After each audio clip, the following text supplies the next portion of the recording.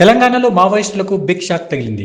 130 మంది మావోయిస్టులు సీఎం రేవంత్ రెడ్డి సమక్షంలో లొంగిపోయారు. సరెండర్ అయిన మావోయిస్టులను భారీ భద్రత నడుమ ప్రత్యేక బస్సులో కమాండ్ కంట్రోల్ సెంటర్ కు తరలించారు. ఆ తర్వాత మావోయిస్టులు ఆయుధాలతో సహా రేవంత్ రెడ్డి ఎదుట సరెండర్ అయ్యారు. పునరావాసం కింద లొంగిపోయిన మావోయిస్టులకు సీఎం రివార్డు చెక్కులు అందజేశారు. లొంగిపోయిన వారిలో 3 రాష్ట్ర కమిటీ సభ్యులు, 1 రీజనల్ కమిటీ సభ్యుడు, 10 మంది డివిజనల్ కమిటీ సభ్యులు, 46 మంది ఏరియా కమిటీ సభ్యులు, 70 మంది పార్టీ సభ్యులు ఉన్నట్టు పోలీసులు వెల్లడించారు. లొంగిపోయిన మావోయిస్టులు 124 తుపాకులను అప్పగించినట్టు తెలిపారు. ఈ సందర్భంగా సీఎం రేవంత్ రెడ్డి మావోయిస్టు అగ్రనేత గణపతి లొంగుబాటుపై కీలక వ్యాఖ్యలు చేశారు. తెలంగాణ రాష్ట్ర ప్రభుత్వం విజ్ఞప్తి చేస్తుంది, ముప్పాలపు లక్ష్మణరావు గారు అలియాస్ గణపతి గారితో సహా, ఎందుకంటే కొండపల్లి సీతారామయ్య గారి తర్వాత నక్సలిజంలో అంత గుర్తింపు, ప్రజల యొక్క గుర్తింపు ఉన్న వ్యక్తి గణపతి గారు.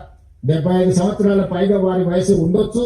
వారి ఆరోగ్య పరిస్థితి కూడా బాగలేదని మా అధికారులు నాకు చెప్పడం జరిగింది.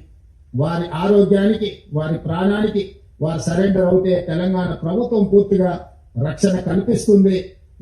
వారితో సహా సెంట్రల్ కమిటీ గాని, స్టేట్ కమిటీ గాని వివిధ హోదాలలో అజ్ఞాతవాసంలో ఉన్న నక్సలైట్లను జనజీవన స్రవంతిలోకి రాండి అని చెప్పి తెలంగాణ రాష్ట్ర ప్రభుత్వం పిలుపు ఇస్తుంది. ఈ పిలుపు ద్వారా ఒక మంచి పరిణామం తెలంగాణ రాష్ట్రంలో జరగాలి. ఈ రోజు సాధించుకున్న తెలంగాణను పునర్నిర్మించుకుందాం. మీరందరూ కూడా జనజీవన స్రవంతిలోకి రాండి. తెలంగాణ పునర్నిర్మాణంలో భాగస్వాములను కాండి. గ్రామీణ ప్రాంతాలలో, తండాలలో, గూడాలలో, మారుమూల పల్లెల్లో, అటవీ ప్రాంతంలో ఉన్న గిరిజనుల యొక్క హక్కులను, అక్కడ వాళ్ళ ఆర్థిక స్తోమతను పెంచడానికి ఈ ప్రభుత్వం కట్టుబడి ఉన్నది. ఈ ప్రభుత్వం అన్ని వసతులను ఏర్పాటు చేస్తుంది. కాబట్టి సరెండర్ కావాల్సిందిగా, ఆయుధాలను చెప్పాల్సిందిగా ప్రభుత్వం ఇచ్చిన పిలుపుతో మీరు ముందుకు వస్తారని మా ప్రభుత్వం ఆశిస్తున్నది.